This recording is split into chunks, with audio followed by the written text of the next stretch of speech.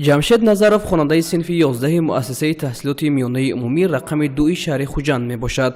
نام برده همچنین اعضای محفل اویامدلی مرکزی تحصیلات ایلاوگی ولایت سوخت است. جمشید یکی از اعضایان فعال و نوآور بوده تا کنون چندین نمونه هواپیماهای بی‌سرنشین را برای ساحه‌های مختلف اختراع نموده است. این زمان باشد او بالای اختراع نواتیش که طیاره بی‌سرنشین است و برای ساحه حربی پیش بینی شده است کار کرده ایستاده است. برای ساختن این نمونه نام برده بیش از 1 سال وقت صرف کرد. این هواپیما اصلا برای رزمیت کردن که پیش بینی شده است. برای ساختن چون هواپیما من از 3 سخم اداره کنی استفاده بردم که این با این سخم این هواپیما اداره کرده می شود. مسافت تا 100 متر تا از 100 تا 200 متر مسافت این سخم اداره کرده می شود.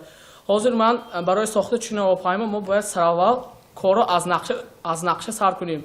وقتی که نقشه کشیده شدیم ما به ساختن فیزیولوژی هواپیما که شروع می نماییم. برای ساختن فیزیولوژی هواپیما من از شپنگات‌های مخصوص استفاده بوده ساختم و کارکسی فیزیولوژی را آماده کردم.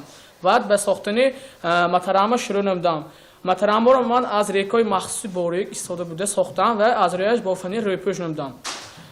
وقت محرک به این هواپیما من محرکی بنزکس را استفاده بردم که ابیام سیلندری محرک 27 کوب می باشد و میتواند بمانی این هواپیما را به پرواز راه ما یک چند که سانیشو گذراندیم و این هواپیما را به پرواز آوردیم.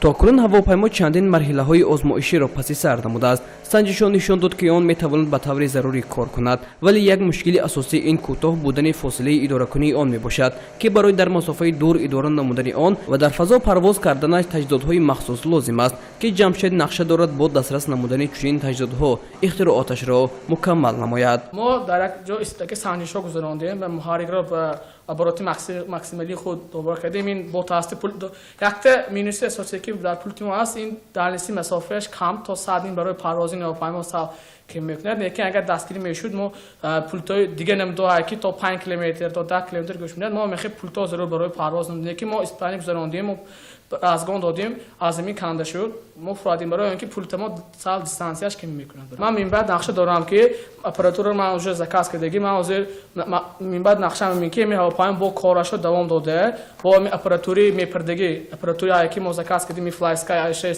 X6 هایی که اپراتور 2 کیلومتر گوش میداد اپراتوری ما این به کرده نفس که میپرونیم. در مرکز تحصیلات ایلاوگی ولایت سوخت از سال 1987 این جانب محفل اویامدلی عمل میکند که با آن پیوسته نورسانی صاحب ذوق و باملکه جلب کرده میشوند. راهبر محفل جلال رحیموف بوده با اعضایان محفل نازکی های ساحه را میآموزاند. با استفاده این امکانیت ها نورسان توانستند که در این روند با یک قطار نوآوری و اختراعات دست یابند. امروز ها با محفل 20 نفر نورسان جلب کرده شدند. درس شد ما این سمنات ساختم با المپیاد ولایتی اشتراک کرد. جای نمایان یکم جا را گرفت. نظر جمشید این تا همین روزه یک چند مسابقه اشتراک کرد.